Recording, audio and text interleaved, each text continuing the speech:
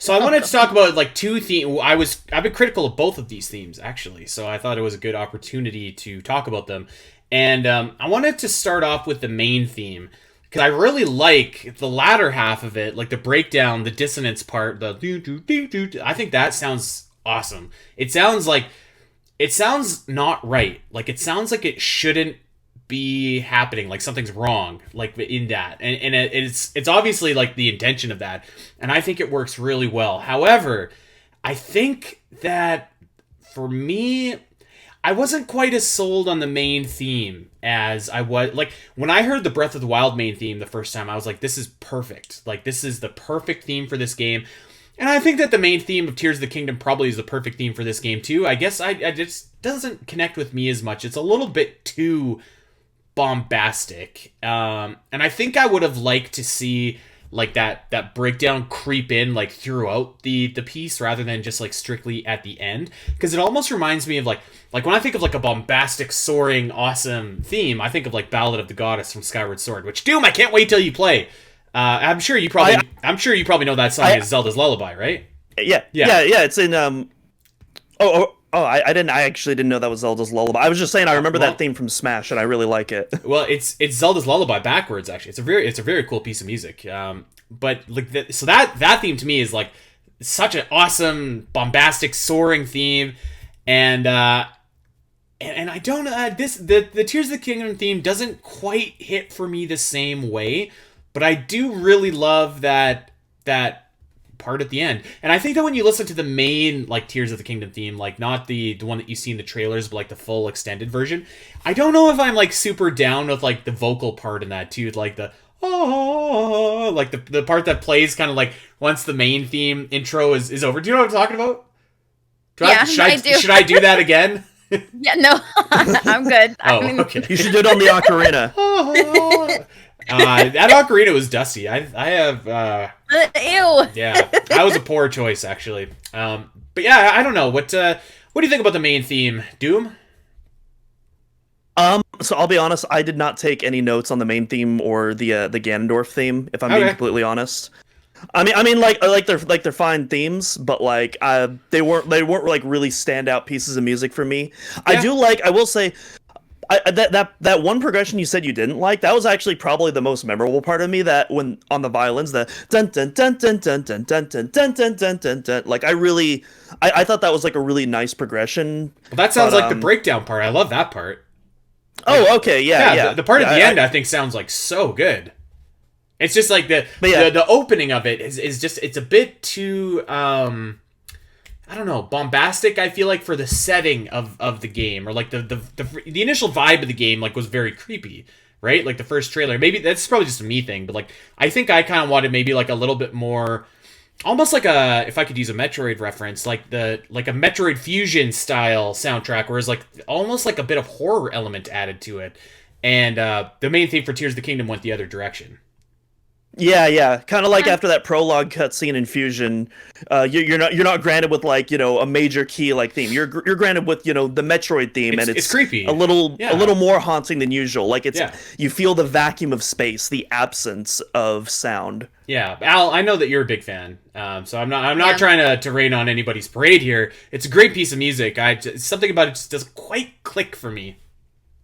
And I'm gonna say that that's okay, because when I first heard the Breath of the Wild theme, I was like, it didn't click for me right away, and it did as I played the game, and I was like, okay, this fits really well. It's like an ambiance. It's like the adventure of like exploration. I get it. Like it clicked more as I played, but for Tears of the Kingdom, and like. I feel like I didn't hear it at first when we were seeing trailers, but that's because I never really pay attention to music at first. I'm usually paying attention to like what's going on. Mm-hmm. I think my brain kind of struggles with like multitasking in that kind of way. So usually I hear music later, and like when I do rewatches and stuff, and that's when I was starting to understand that was the theme of Tears. And I felt like I was like, oh, this is like immediate hit for me versus Breath of the Wild. I thought like, okay, we're going to be in the sky. There's all these like sky islands around that we're seeing. Mm-hmm. It's like telling me of this overall adventure. And then it gradually grows into that creepy like horror that you're talking about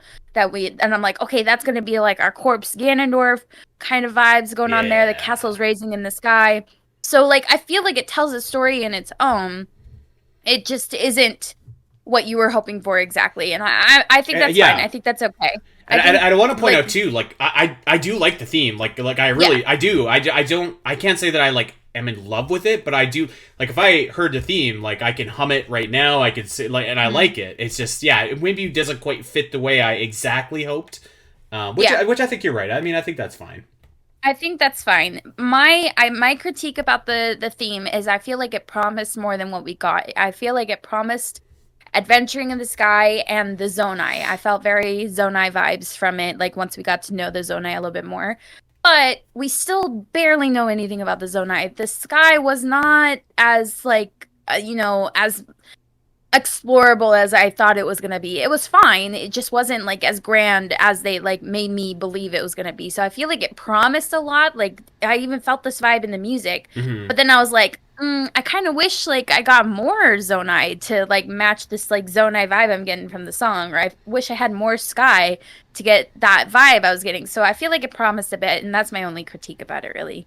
Yeah, fair enough. I mean, at the end of the day, I think it's a good main theme. I don't think it's going to go down as, like, one of the great main themes in the series, but, I mean, it probably didn't have to. That's okay. What I do think is more of a miss, and I've tried, Al, but there's something about this Ganondorf battle theme that's just not quite right. It's not quite right, okay. and I think that it's funny, because I'm sitting here just being like, oh, the main theme is too bombastic. And now I'm going to say, like, the Ganondorf theme isn't bombastic enough, because it's, like, it's slow and subtle and, like, methodical, which is fair. Like, that's the type of fight that you have with Ganondorf. It's like it feels very thought out, like a chess match, like almost. An evil man plotting your demise. Like, there's, like, intensity, and, like, I feel like it's creepier when it's not, like, super, like, loud and in your face, but like it's creeping up on you, but, you know? But you know what? Yes, but I will say that, like, there is a time for that kind of music where, like, you think that something bad is coming, and it can be very scary, very filled with tension, very just, like, ugh. Like, if that theme was playing up into the build-up when you got to Ganondorf, amazing. But I feel like there's a time when, like, the threat is there, and it's in your face, and it's just like, okay, now the time for subtle in music is over. Now it's like, give me the battle theme. Like, I'm thinking Twilight Princess, like, like that theme that went absolutely hard with Ganon, or Wind Waker. And Wind Waker too. Yep. This one, even I don't know. Even Ocarina of Time. Yeah, like that final Ganon theme. Like, oh man, this like, beautiful. I don't know. There's something just. I get it. It's okay. The mix. There's too much tonic, not enough gin. If you know what I'm saying. Okay. Okay. Tonic is actually a music theory word. I thought you were going in a very different direction for a moment. We're going in an Andy Spateria direction there. I was like, wait a minute. He's been hiding his power level. I guess I get it. Like, it isn't as crazy as those other tracks. I get it, but at the same time, I'm just like, I can hear the other Ganondorfs in this, which really got to me. I mean, you can hear Calamity Ganon in there. I feel like you can hear Twilight Princess Ganondorf in there. I'm not, like, 100% sure, and I know that, Andy, you disagreed with me on that in the past, but I feel like I can hear him in there. So, like, I just feel like it's, like, this combination that really, like, especially because he's, like, so large, so intimidating, like, his hits are, like, he's got heavy hits, and if he's hitting you with the gloom, you're permanently losing hearts. So it's like, that's great. I feel like, oh, it was so good. And then, like, the flurry rush, he does a flurry rush, and I lost my freaking mind. But I feel like maybe it's not, like, the standout track that you're, like, sitting there and you're, like, humming along to it, and you're like, yeah, but I feel like it's a good enough in the background that, like, it really, you can pay more attention to Ganondorf and what he's doing than the music overpowering him. Not that the other ones do that, but, like, that's kind of how I feel. Like, it really fits for me because, of course, it's like Breath of the Wild and Tears. They're more about ambiance, right? Than, like, strict sounds and strict themes. Obviously, we have a few here and there, but I feel like that fit well. Like, versus, like, when you're playing Dark Beast Ganon and you have the Breath of the Wild theme. I don't know about that. You know what I mean? Yeah.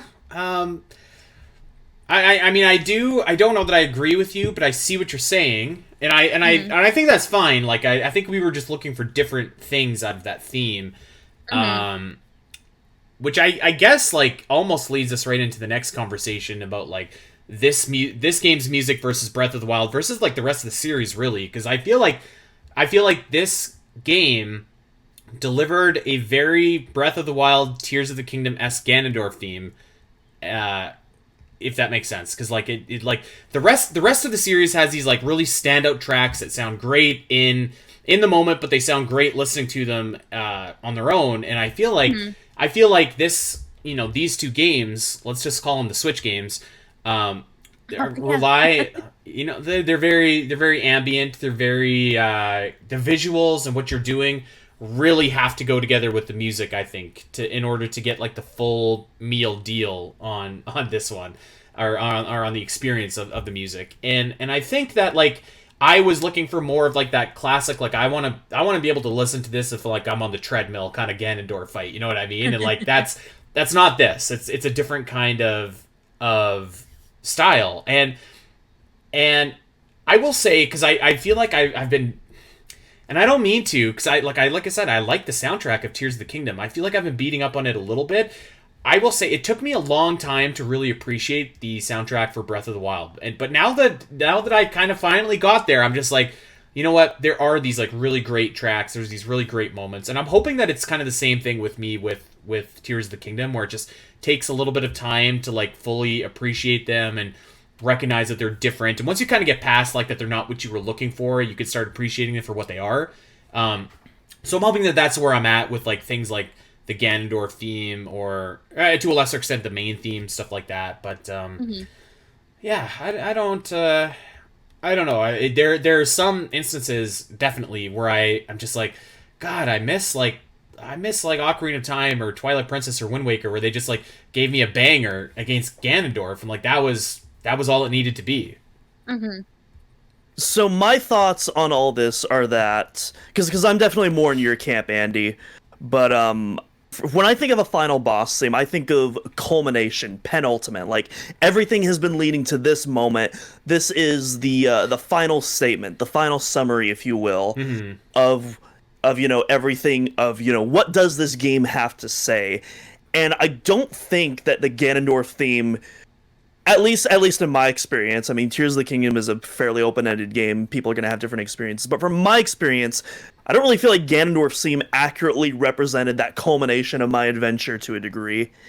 But then also, Allison, you mentioned something that I actually really wanted to bring up in the leitmotifs reference, particularly in Calamity Ganon. And we'll talk about this later when I talk about my thoughts on Tears of the Kingdom. But I thought that was a really weird choice to use, considering that this game does everything in its power not to reference Breath of the Wild whenever it can. Yeah. And especially Calamity Ganon, which, if that's still a thing in this universe, it's clearly not the same Ganondorf. And so I thought that was a really weird motif to pull from, since they're two completely different entities if they're still canon. They do mention it in the school. If you talk to like the teacher, they talk about the Calamity, and then like Impa also talks about the Calamity. So I do know it still exists, but I agree with you. It's not really like it's a different universe or anything. It's just that they had a continuity issue with this game, and it's because they were trying so hard to make it its own standalone game when they should have focused on making it an actual sequel. We're gonna get there next week. I guarantee you. Yeah, but that's what I'm trying to say is like I understand, Doom, where you're coming from in that angle, because you're like, well, they barely talk about Breath of the Wild. They don't talk about Calamity at all. So like, did it even exist? Did it even happen? Like, it's like the kids at the school who are like, Pixar, it didn't happen. They basically say that. It's not even so much they didn't talk about it. Like, if they didn't talk about it, like, that would be one thing. But there's so many events in this game, again, like Ganondorf versus Calamity Ganon, that almost seem like they contradict each other, unless they're two separate entities. And then if they are, then like, well, what does that mean? And again, and I feel like this theme kind of encapsulates that, where it's like, that I don't know, that just, to me, that felt like a weird choice and not something that I would have done personally. Yeah, we're gonna talk a lot about the whole Breath of the Wild continuity thing is so weird, and it really does spill over to every aspect of this game, which I think is a great point for both of you to bring up.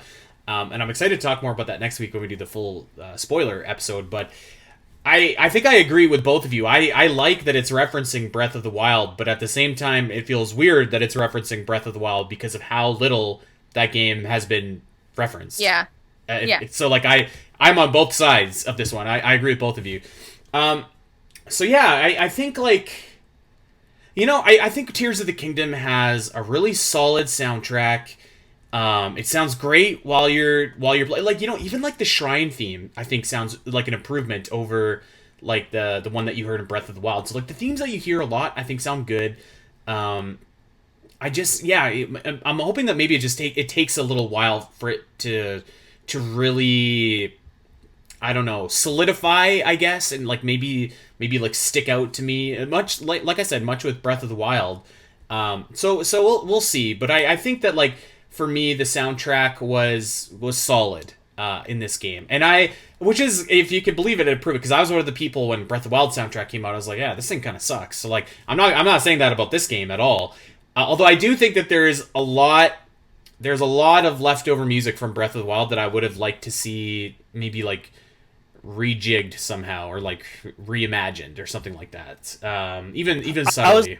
I was actually going to say that, yeah, like, I understand why a lot of the music was reused, but I feel like that's probably the biggest disadvantage this game has going for it. Because whereas Breath of the Wild, it's all, like, new pieces of music. It's all original pieces of music. Yeah. Whereas here, it reuses a lot of music, and because that musical style, outside of, again, like, the Gloom Hands and the Hyrule Capsule Depths, where it really starts to introduce those more dissonance elements, up until you get there, like, a lot of it is, within that same kind of genre style for the most part. And so it all kind of, when you're reusing music and the genre style is relatively the same, it can definitely tend to blend together a little bit.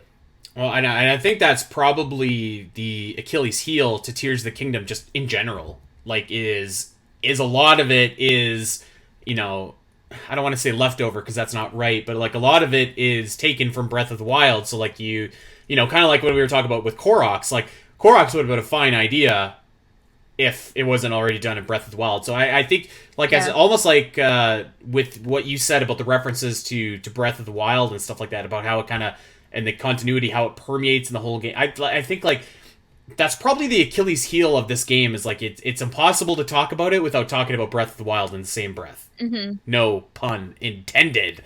Actually, there was pun intended there. Hey everyone! If you enjoyed this clip and want to see more of the Zelda Cast, make sure to head over to your favorite podcast platform of choice and subscribe. There are over 200 episodes in the vault that will provide you with hundreds of hours of Zelda content for you to enjoy.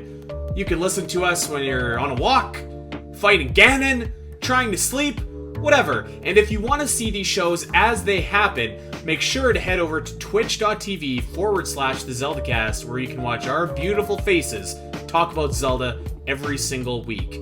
Don't miss out, and we'll see you next time.